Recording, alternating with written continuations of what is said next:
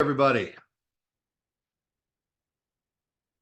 And lots of you on our call today. Thank you. Thank you for taking the time out of your busy schedules to be here and be a part of this. See, people are jumping on. Let's give it just a minute for these last few people to jump on the call. And then I've got some fun material to share with you today. Lots of familiar names. Excellent.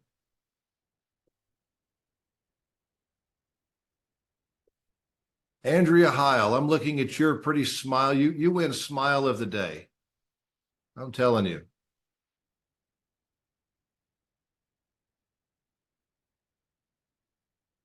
All right. So I've got right at 2:01. So let's jump in and let's get started. So what we're going to talk about today, I've entitled this Prospecting Outside of the Box. Okay, so let's first of all, let's talk about this market that we're in for a moment.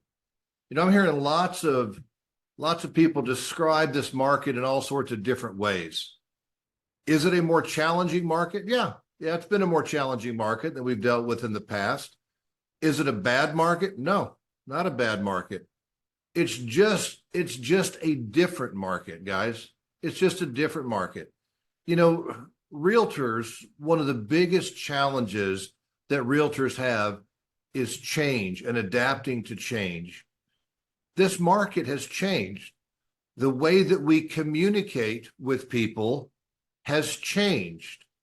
The skills that we need to have, the techniques that we need to use have changed. The question is, are you guys changing with it? You know, I have the wonderful benefit. I've got a team of 22 full-time salespeople that work with me, and I get to work with them every single day and see what's working for them and what's not working. And I'm telling you, we're onto some stuff that is really working. I mean, we're sitting at 30 sales for the month right now and just rocking along and doing really well. So let's talk about what are some of the adaptations that we need to make. And listen, I'm sure some of you are already ahead of the curve and starting to do these things. But let's just take a look at a few of the adaptations that we're making to get results in this market. One of the first things I put on the very top of my list. So I see my buddy there, Kyle Lee. Hey, Kyle, unmute yourself for a second. I want to ask you a question. What's going on? How are you? Good. How are you? Good. Man, I so appreciate you making the trip out here to Oklahoma. We had a great time, didn't we? So let me ask you a question, Kyle. If you receive 10 texts on your phone, how many of them do you read? I try to read all 10. I try to. Yeah, all of us do. I mean, by the time that we determine whether it's something we're interested in or not, we've read it. So first of all, guys, isn't that the purpose of marketing and advertising? Is to get in front of the consumer and get your material read or seen? Everybody nod your head with me. Yes, that is our objective, to get our material read or seen. Now, Kyle, if I was to call you and I'm not programmed in your phone, so it just comes up as a random number, good chance you're not going to pick up the phone and talk to me, are you? That's correct. Yeah, most likely not. Okay. So all of us are dealing with that right now. Fewer and fewer people are picking up the phone. So am I telling you don't call? No, I'm not telling you don't call. As a matter of fact, I'm going to give you some techniques that are going to help you to pick up the phone more often. But one of the things that I strongly recommend is video texting. Video texting. So, you know, we're in an age right now where you don't know whether you're being texted by a human or a computer, do you? Is this AI that's texting me or is this a real person? So what if I picked up my phone and I recorded a video message? I see Andrea over there. Andrea, so you're my person I'm texting. You were my lead that came in today, okay? And now I want to reach out to you. So I'll start off by saying, hi, Andrea, it's Gordon Watson with Hamilwood Realty. I appreciate you reaching out and taking a look at homes on our website.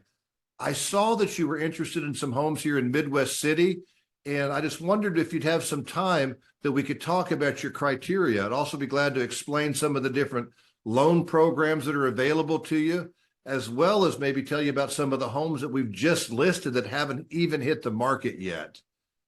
Text me back and let me know when you might have a moment to talk. All right. Now, if you saw my face and I'm the one delivering this message to you, and first of all, I'm referring to you by name. Okay. Now, you know, number one, I'm not a robot. And number two, I'm a real person. I'm a real person. And I'm standing out from the crowd, because how many people are sending you video text? Probably not very many.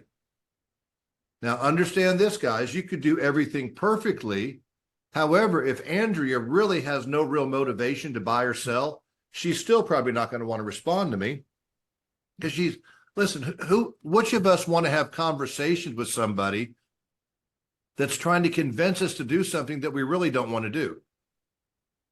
If she's really not ready to buy or sell, maybe she jumped on my website because she was looking for some decorating ideas because she's remodeling her bathroom. Okay, great. Then she probably doesn't want to talk with me about her requirements. So if I don't hear back from her, that doesn't mean that what I did didn't work. Again, because Kyle's already confirmed that we are all going to read all of our texts. So we've got to get better at texting and doing it from different methods. So I strongly encourage you guys to do video texting.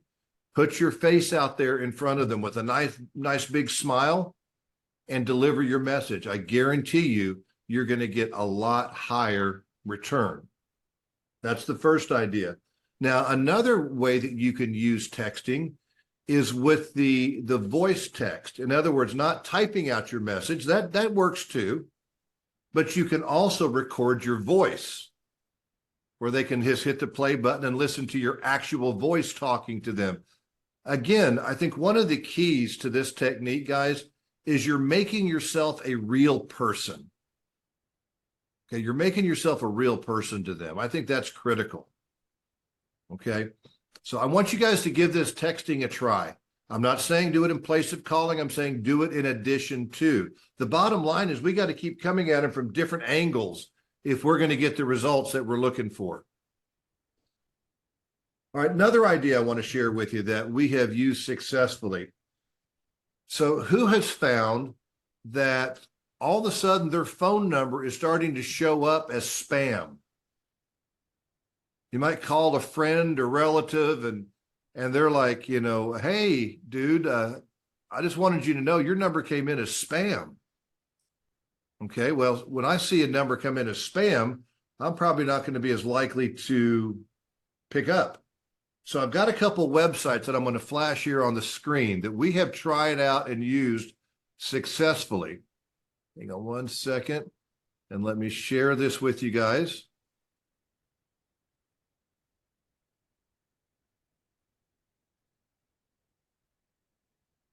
All right.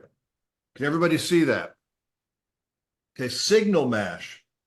Signal Mash, it's got signalmash.com, is a company where you can go and buy phone numbers very cheaply, by the way, very cheaply.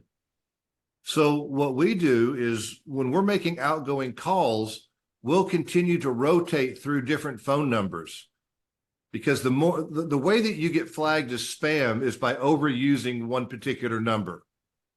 So we'll go through and every so often we'll swap out the phone number with a different phone number. And you can buy those phone numbers through signalmash.com. Now, the next website that I want you guys to jot down is calleridreputation.com. Okay, so what that does, you are going to get some of your phone numbers flagged as spam. And this service, you basically can take your phone numbers and scrub them through this service and get the spam identification removed so that the phone number is now cleaned again. Okay, so that's calleridreputation.com. And then finally, the last one I want to share with you guys is Forewarn, F-O-R-E, Warn, W-A-R-N, forewarn.com. What we're using that for is getting information on clients. Sometimes some of the wrong phone numbers we get are intentional, and sometimes they're not. Sometimes they'll use their correct name, but they won't use the correct phone number. Well, what Forewarn does is it is an incredible resource for data. You can research somebody and find out every phone number that they're associated with. You can even find out, their address. You can find out their criminal history. You can find out what other assets they own. I mean, it's amazing what you can find with this program. So you may have a lead that comes in and you're not able to get through to that person. Go through Forewarn, research them, and you'll probably find the correct phone number that you can then follow up. Think about how great that would be to use for like your expired calls when you can't get a phone number for them. I was always frustrated when those expireds would come through and I'd have 10 expireds for the day, but 5 of them didn't have phone numbers. Well, now I'd use this forewarn.com program, research their phone numbers, and now I'm calling them when nobody else is.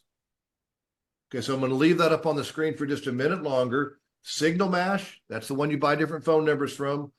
Caller ID reputation, scrub the numbers, keep them from showing up as spam. Forewarn, getting information on different individuals. All right. So let me take that off the screen now. All right. Next technique that we're using, okay, is a basic technique called double dialing. So I'm sure that you've had somebody call you and you not pick up, and then they call you right back immediately. Now, when that happens, I don't know about you, but I tend to think maybe it's something important. Maybe it's something that's really important. Maybe it's one of my kids that's lost their phone, and so they've borrowed somebody else's phone to call me. But if they're calling me twice back to back, there must be a reason why. Now, you have to kind of be prepared with a script on this technique, okay? Because if they ask you, well, did you just call me twice? Well, I wasn't sure the first call went through, and so I thought I'd try you back. And then just move on. It's not going to be a big deal. Again, our objective is to make contact with people. The more people that we can talk to, the more appointments we're going to set. Okay, so try the double dialing technique. Works really well. Another technique that we're using, guys, is we call peak prospecting times. Peak prospecting times. And with my team, there are 6 peak prospecting times throughout the week. All right, so let me define a peak prospecting time. It's a time when you are more likely to get people to answer the phone. Okay, my team prospects every morning from 8 o'clock till 10 o'clock every morning. However, peak prospecting times are Monday, Tuesday, Wednesday, and Thursday evenings, 6 o'clock and after. Excuse me. Okay, Monday through Thursday. Why not Friday? Because it seems like nobody's ever home on Friday night. But Monday through Thursday, 6 o'clock and after, you're going to get a whole lot more people to answer the phone than you will at other times of the day. Now, don't think for a minute that when you make those calls in the evening that you're going to have to spend hours and hours of doing it. You really don't. If you'll set aside 30 minutes to call maybe the new leads that came in today or your hot leads that you're trying to reach and you haven't been able to reach, reattempt them during that time. Okay? It doesn't have to take you a long time, but I guarantee if you guys will adopt these peak prospecting times, you're going to increase the number of appointments that you set. Really important. So Monday through Thursday evenings after 6. The next peak prospecting time is Saturday mornings starting at 9 a.m. Saturday mornings at 9 a.m. And the best time, if I had to pick one time, that was the best time of the week to call people and get a hold of them where you can't get a hold of them otherwise, Sunday afternoons after 4. Sunday afternoons after 4 o'clock.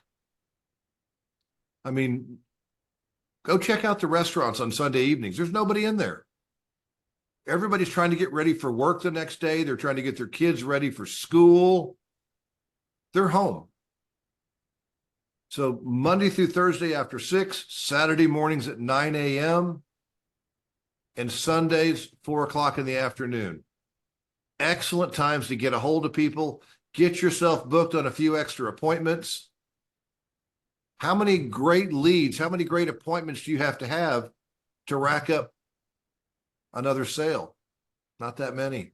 Is it worth it? I think you're going to find that it is. Okay, so peak prospecting times. Give that a try. All right, next thing that more and more people are doing now is door knocking. Door knocking. Why? Because again, it's the challenge of getting people to pick up the phones. Now, with door knocking, we've got to remember that there's 3 benefits that come out of door knocking. The first one we're looking for is that appointment. Okay, did we find somebody who is ready to sell their home? Secondly, a lead. Do they want to sell their home, but maybe not right now, so we can identify them as a lead? And then third is adding them to our center of influence. This is a great way to pick up people and add them to your center of influence. Okay, so more and more people we're finding, Steve and I are talking to more and more clients that are having success with door knocking. And there's a technique. I used to do a lot of door knocking myself, and this is Gordon Watson terminology. I called it power knocking. Power knocking, okay? Power knocking was really simple. I would knock on doors, and I started to realize, why am I knocking on this door right now? There's 3 new newspapers in the driveway, and there's not a single light on in the house. I know for a fact nobody is home, and I'm still knocking on this door. Why am I doing that? So what I decided to start doing was I would only knock on the doors where I could tell somebody was home. I could maybe see the front door open, the storm door shut, or I could see lights inside or whatever. But I would keep walking until I could tell somebody was home. I would go up to that door and knock. And believe it or not, guys, I got up to the point where I was making over 20 contacts per hour door knocking. Now, for anybody who's door knocked, that's a lot of contacts per hour. But when you're only knocking on the doors where you can tell somebody's home, it goes way faster. We're wasting a lot of time knocking on the doors of people that we know are not home. Now you might say, well, Gordon, what about my flyer? Shouldn't I go up there and leave my flyer? How many calls do you really get from a flyer? Everybody no, we don't. That's not how we get our calls. Well, I did. I got one time. The key word is one time. Okay. Let's not waste time worrying about having to leave a flyer on the door. Let's go to the doors of the people that are home. If we're going to use this technique, let's use it efficiently. Okay. I had another little technique with this that I used to take my business cards and I would put them in stacks of 10 and wrap rubber bands around them. And then I knew how many cards I had in my pocket to begin with. And when I met somebody at the door, I'd hand them my business card. Then I would count the number of cards in my pocket after my door knocking session and just subtract the difference. And that would tell me how many contacts I made. If I had 50 cards and I had 10 left, I made 40 contacts. Okay. So there's little techniques like that. But more and more people are finding that door knocking is working well for them. And they're able to get a hold of people that other people are not reaching, especially like the expireds. If you can't reach them through the Forewarn research program, with that program there, then you might want to go out to their door and try to get a hold of them that way. Okay, so try door knocking. Next point for prospecting outside of the box. One of the changes that I'm sure you guys are noticing is more and more and more people seem to want to do business with people that they know. Something about that credibility, even if they haven't met them personally, but they're a referral from somebody that they have trust and confidence in, they're going to be more likely to do business with that person. So our objective needs to be to do whatever we can to expand the size of our database. Expand that database. Now, let me tell you, it's not as hard as what you think. You are going to find, remember this, guys, you are going to find what it is that you're looking for. So if you realize that it's a priority to add names to this database, and you put that down on your list of priorities for the day, then you're going to be much more likely to do it. All you got to do is just think, who should be in my database and's not. We already talked about door knocking as one method to do it. But there's all sorts of things to do. If you start thinking creatively, there's ways to meet people, add them to your database, start working them for referral business. The bigger that pool of people get, the more business you're going to do. Okay, so build the size of that database. You know, one of the exercises that I've got several people that I'm coaching doing right now is building their database through their database. Let me explain what I mean. Why not call and ask them, hey, I am working on expanding my network of people that I can work for referral business and help them with their real estate needs. And I was just wondering, who do you know that I should know? Who could you introduce me to that you think would be a good person for me to know? Oh, well, I think you ought to call John Smith. Now, he's a great guy, very outgoing, knows a lot of people. And then talk to him about how you want to do the introduction. But get introductions to people through your existing database. Works really well. All right, another idea for you. Social media. Social media. Many of you are doing a great job on social media because I'm seeing your posts. But many of you aren't. And it's free. Take advantage of social media. There's lots of companies out there that you can hire for a reasonable fee that are really good with design work and knowing how to place it and all that. It's really not all that hard to do it yourself. Okay. But the bottom line is, we've got to find a way to keep getting in front of people, higher volume, more people.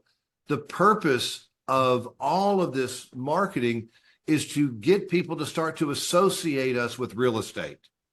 So when we build up this database of ours, we should have everybody that's in our database, we should try to have them as friends on Facebook. Now, obviously not everybody's on Facebook, but for those that are, friend them on Facebook. So you're calling them, you know, they're seeing you on Facebook, you're texting them, maybe you're mailing to them, but you're staying in front of them repetitively, and they're going to start to think of you when they think of real estate. The bigger that pool of people is, the more repeat and referral business that you're going to do. So you guys have got to stop and take a look at what you're doing and say, am I happy with the results that I'm getting by the way that I'm going about prospecting right now? Am I getting the results I'm looking for? And if your answer is no, then quit beating your head against the wall. See, guys, we've got to start to think creatively. We've got to start to think outside of the box. One of the qualities that I've found in common with the many top producers I coach and have coached over the years is they're constantly thinking creatively. If one thing's not working, then let's find something else that is. But you've got to be determined. You can't just give in and say, oh, it's just gotten harder. The market's tough now. Maybe once interest rates drop, it'll get better. In the meantime, I'm just going to try to hang on. No, guys, that's not the way to think.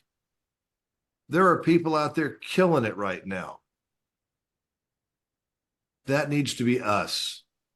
So take some of these ideas or all of the ideas and try them. They work. I'm seeing it work every single day here with my team. We're right at or real close to 300 transactions for the year. Okay. It's working, guys. We're up 25 to 30% over where we were last year. It's just you can't keep doing the same things you've always been doing and expect different results. If the market changes, change with it. Go in the direction the market's going, adapt. and you're going to find that your business continues to grow. So before I wrap things up today, I've got time for just a couple questions. If anybody has a quick question, just introduce yourself and ask your question.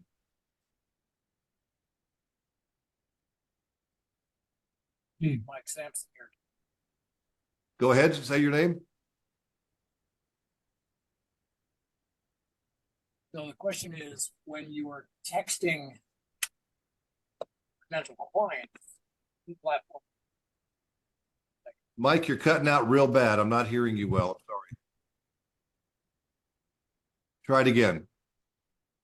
Something about texting. Is that better? Yes, way better. Thank you. Okay. All right. Apologies.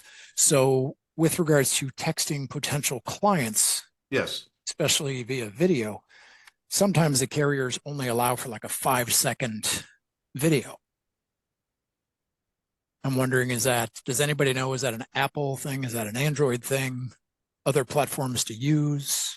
Nobody on my team has run into that obstacle, so that may be something that's kind of unique. Anybody else run into that? Okay. No. No, so I think that may be something you need to check with your phone carrier. All right. Thanks. Yeah, you bet. Any other questions? I have a question. Yes, Irma. When reaching out to customers, our market here in Illinois has not shown any signs of changing. How can I indicate that my colleagues in other states are showing changes without fear mongering, without, trying to use a fear factor? Well, I think I understand your question. If I don't answer it correctly, then please clarify it. But my response to you would be, I wouldn't worry about what other people are thinking or not thinking. Okay. The reality is the market is shifting. Okay. The market is shifting. So which way is it shifting? Well, you guys may have remembered the presentation I gave you guys a little while back. The closer and closer we get to this upcoming election, and I'm not trying to be political, I'm just saying we're all aware, there's a cloud of skepticism over this entire country. Okay, people are not sure who they can trust, who they can believe, and everybody is way, way more guarded. Therefore, they're less likely to pick up the phone. They're less likely to have conversations with you. They're less likely to open up. And so we've got to continue to work on our skills for getting past that resistance. I'm going to say it's almost like a force field of skepticism. We've got to get better at getting past that. So doing simple little things like the video text where you're introducing yourself as a real person, you're referring to them by name, that's going to help break down that barrier. The other thing, Irma, this is probably a longer answer than to your question, but the other thing that we've got to get better at is we've got to quit being so rigid on our scripts. We've got to learn to be more conversational. We've got to learn to turn that conversation more to them and make them feel important and ask them questions about what's important to them. People love to talk about themselves.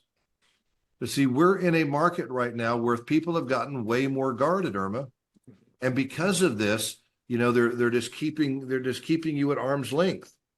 We as professional salespeople have to get past that. And we need to use different techniques to do that. So I wouldn't worry about what other people think. I can just tell you, and I think all of us on this call for the most part can agree, there are some changes taking place. And if we don't change with them, we're going to be one of those bad statistics. Yes, Any other questions? yes. Did I answer your question, Irma? I'm sorry. Yes, absolutely. Absolutely. Good. Somebody else. I have a question. Yes. When you're talking about prospecting, would you door knock in that time or no? So you cut out in the first. When I talk about what kind of door knocking? Peak prospecting, would you door knock like after 6? No. Okay. No. Why? Because we have to make a choice. Okay. And I know that the techniques that I've described to you guys on how to get people to answer the phone or respond to you are going to be more effective. Okay. And they're going to be during that time. Okay. Door knocking is still needle in a haystack prospecting, but it still works? Yes, it works. but I would be looking at some of these other techniques too for how to increase my answer rate, how to increase the number of people that I'm talking to. And those peak prospecting times, I would absolutely be using those other techniques. Thank you. Great question. You're welcome. One more.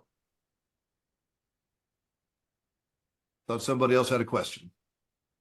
I had a question about the door knocking. Yes, Jack. I was just curious if there was like a script for that that would kind of like break the barrier, and then trying to add them to like the COI. Yep. So there's a whole bunch of scripts for door knocking. You know, and you could go on to watsonpowers.com and check those out. You know, the main thing is you've got to introduce yourself and find out if they have any plans of making a move. Okay, however you want to proceed it. Okay, do they have any plans of making a move? All right. Then the next thing, to add them into my center of influence, I would just ask them a hypothetical question. Well, let me ask you, if you did need to buy or sell a home, do you have a realtor that you would call on? No, not really. I mean, I know a couple, but no, not really. Well, listen, would you mind if I stayed in touch with you? I'd like to, keep you updated on what's going on with your neighborhood here, as well as see if there's anything I can do to help you in the future, or maybe if you know of anybody that can use my help. Would that be okay? So I'm a fan, Jack. I'm a fan of being direct. I find people try to use all these fancy ways of trying to ask. No, just be direct. Ask for what you want. Most of the time when you're direct and you're polite with people, have a smile on your face and you're polite, they're going to give you what you want. It's but the thing you got to be careful of is trying so hard to do things the right way that you sound salesman-y. Yeah. Okay. When you start to sound salesman-y, you're going to start getting that pushback because there's that skepticism I'm talking about. Got it. Thank you. Yeah, you're welcome. So guys, I hope you got some good ideas today. And Steve and I appreciate you jumping on these calls. And if there's anything that we can do to help you further, I know many of you are Watson Powers clients or hopefully soon to be Watson Powers clients. Give us an opportunity to help you. Have a wonderful day today. Bye-bye.